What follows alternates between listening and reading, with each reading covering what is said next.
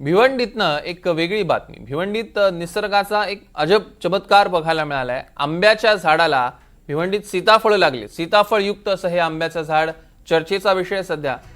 आणि हा चमत्कार पाहण्यासाठी परिसरातल्या लोकांनी गर्दी केली आहे. निसर्गाच्या किमयाचा प्रत्यय देणारी एक थक्क करणारी घटना भिवंडी तालुक्यातनं समोर येते.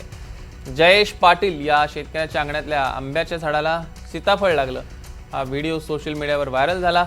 बघता बघता ही बातमी वाऱ्यासारखी पसरली आणि सीताफळयुक्त आंब्याचं झाड बघायला परिसरातले नागरिक मोठी गर्दी करत आहेत.